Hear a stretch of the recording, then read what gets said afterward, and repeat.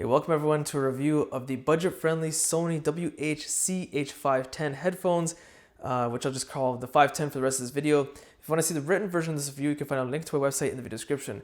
Now, these are wireless on-the-ear headphones, and they're budget-friendly. With that, it starts with the price, which is $99 Canadian or $59 US. And when it comes to connection types, well, it's a pure wireless headphones. It only supports Bluetooth capability. It does not have a headphone jack. There's no wired connection whatsoever, even over a USB cord for media consumption. So it only supports Bluetooth capability. And the other thing is that the Sony online documentation, like the online instruction manual, says that it supports a multi-connect, which basically means you can connect to two devices at the exact same time. So typically that usually people would use like a computer and a cell phone. You can't do that. So despite the Sony documentation stating that, it's wrong. I've tried connecting to my cell phone and computer, cell phone and desktop, cell phone and laptop, tablet and laptop, multiple connections, laptop and laptops. I have two laptops. It doesn't work. So that information is incorrect. Now, when it comes to how many devices you can keep in memory, I'm not sure. What I basically mean by that is how many devices can you connect to this before you have to repair it and make it learn all over again. So I can flip through 4 devices so far in my testing. I can pair it and keep in memory. I'm not sure what the maximum amount is because Sony has no information on their online documentation. So when it comes to Bluetooth technology, Sony advertises that it uses Bluetooth 5.0 and then has a range of about 30 feet, except I kind of did way better than that in my testing. I was able to get about 50 feet with 3 walls in between the headphones and my device that I'm connected to. So much better than what Sony claims in performance. Although it's not all that great, there's a bit of a catch, is that once per a battery cycle, and I'll talk about how long the battery lasts, it's pretty lengthy, but once per battery charge minimum, sometimes twice per charge, it'll randomly disconnect from my device. And I've replicated this error with being connected to multiple different devices because I did multiple battery drain tests with multiple laptops, and I was able to replicate the error. There are practically no accessories included with this device in the box except for the USB charging cable, which is a USB-A to USB-C cable measuring in about 7 inches in length. Now, when it comes to buying additional accessories online on, say, the official Sony website, again, nothing available, including not even replacement ear cushions. So if you end up getting them torn or ruined, you might be able to get third-party ones, but don't hold your breath. So when it comes to how it looks, it has a very simple design, which is kind of expected at this price point. It's just decent to look at. Nothing bad, nothing great. It's just okay. Now, the body is primarily constructed of plastic and feels weak even with this low price point, and it's weighing in at 132 grams. The body is durable when being stretched at odd angles, but it doesn't feel as strong as if you were to maybe drop it a couple times. Feels like they might kind of crack or some odd angle and somewhere in the frame. That's where I have the concern. The ear cups themselves do not fold in for slightly better portability, but that's a good thing because that usually makes headphones even weaker in the frame. There's no information of whether or not these are dust or water resistant, so my recommendation is that don't get them too dirty or don't get them wet at all, or you risk damaging the unit. Now, when it comes to comfort, I'm a little disappointed here because when I put them on, within a couple minutes, I start to feel that my ears get warm. Not hot, but warm. And after 30 minutes, again, even close to an hour, they're still relatively warm, not hot, not sweaty, just warm. About an hour and a half is when they start to get rather tight and they get a little bit uncomfortable. I have to take them off for about a minute or so, kind of let my ears breathe, if you will, and then I can put them back on and start using them once again. And yeah, it's kind of weird because I think it has to do with maybe the headband flex. So at rest here, it's not too bad, but as you start to stretch it out close to where a person's head would be, like an adult size head in width, it starts to get much tighter, and I think that's probably the main culprit to it being slightly uncomfortable. Another weird thing that's disappointing is that the interior of the headband is just almost pure plastic. There's just no cushioning whatsoever. So as someone who just recently got their hair cut when I was testing it out, I can notice that it's not that comfortable. So if you have next to no hair or no hair at all, avoid these headphones. They're not gonna be comfortable for you. And despite all that, I still have to comment that the ear cushions has some decent cushioning, which feels soft, but again, doesn't make much difference due to the other items mentioned about discomfort.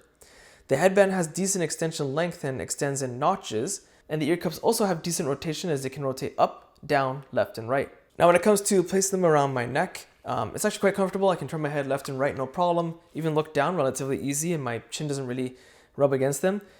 So when it comes to using it in this manner, say you're at the airport or a bus terminal, whatever, it'll be just fine. To fit your personal taste, it comes in 3 color options: black, blue, or white. Now when it comes to controls, there's absolutely nothing on the left ear cup at all. All the controls are on the right ear cup. And going over to the back of the right ear cup, the top button is for volume up, and holding it will go to the next track.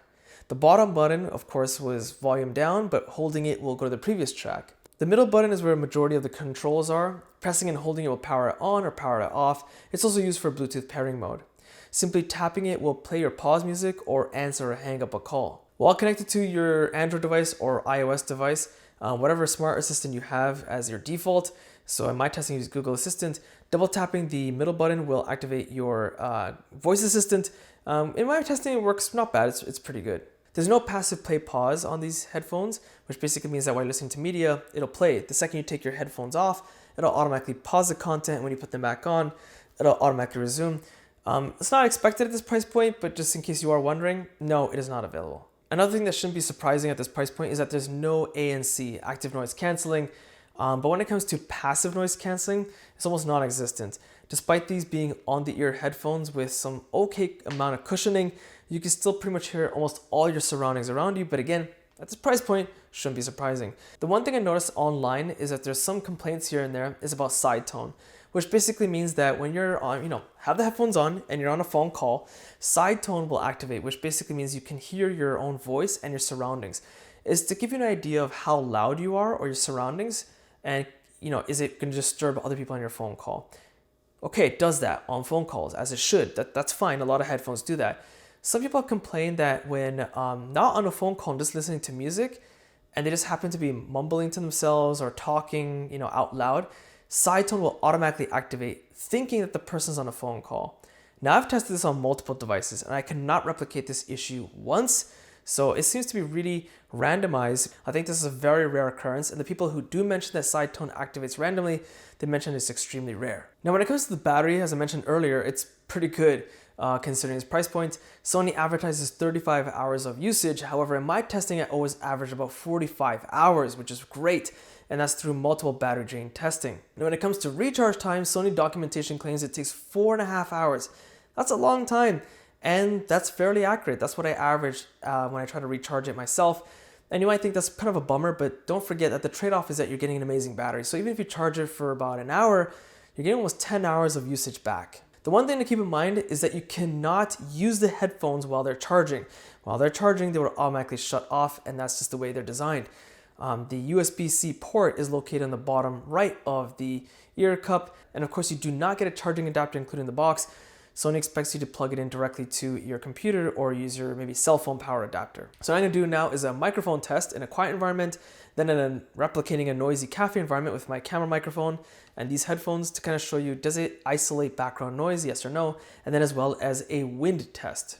Okay, so all audio that you hear right now is through the 510 microphone in a quiet environment. Now let's switch over to my camera microphone and replicating a noisy environment. So everything right now is through the camera microphone, replicating a noisy cafe type of environment. Now switching over to the 510 microphone, kind of make a judgment call for yourself what you think about the noise isolation. I'm gonna stop talking so you can hear for yourselves clearly. And right now I have the fan pointing at me. It's about 5 feet away, replicating a windy environment. Now when it comes to audio, out of the box at this price point, I actually just have to say I'm rather impressed. Again, at this price point, even with the flat profile, that I noticed is that the lows, mids, and highs are relatively well balanced. Not one is overbearing than the other, but not any of them is too flat either, which is great. Now the one thing I'll mention is that there's no equalizer natively designed for this. You kind of use a third-party app through your Windows computer or smartphone. In my testing, when it comes to increasing the bass, it works pretty good. Again, you're not going to get the best bass in the world at this price point, but they will increase, doesn't get too distorted, and you will notice that extra kind of like oomph in the music. When it comes to increasing mids, vocals will get more emphasized. It works pretty good, not too bad. What I notice strange is when it comes to increasing treble. When I increase it, it doesn't make much of a difference. And the bizarre thing is that for some reason, bass and mids seem to get decreased in quality ever so slightly. Not sure why that is. I've replicated this several times with different devices. It always ends up in the same issues. So adjusting lows and mids, just fine. Adjusting highs, mileage might vary. Not the best experience out there. Honestly, considering again at this price point and the flat profile out of the box is relatively adequate. I don't think it's a major bummer. When it comes to codec support, it does support SBC and AAC, and as you expect, should not be surprising, it does not support aptX. Now, there's no official app support for this. The Sony Headphone Connect app does not work with these headphones at all. You're just kind of stuck just using whatever you want in terms of equalizer support, as I mentioned earlier. You'll have to use like a third-party app on your Windows, Mac, or mobile device, whatever it may be. However, this one important thing to keep in mind, that also means that because there's no official app for these headphones, there's no firmware updates. What you get out of the box, that's exactly what you're gonna have to expect for the duration of how long you're gonna keep them and use them for. Look, I gotta say that at this price point, Sony has really outdone themselves. The sound quality is great. I was kind of surprised by it, to be honest, that Sony puts such good quality speakers. Again, you're not getting the best in the world. That's not the point here. You're getting much better audio quality than I expected for this price point. That's the point I'm trying to make. There are some strange nuances to it that you will have to consider. You can make a decision about purchasing these headphones or not. That's pretty much a wrap. So I hope you found this video useful. If you did, be sure to check out my social links and website link in the video description. Hit the like button, it does help, subscribe, and thanks for watching.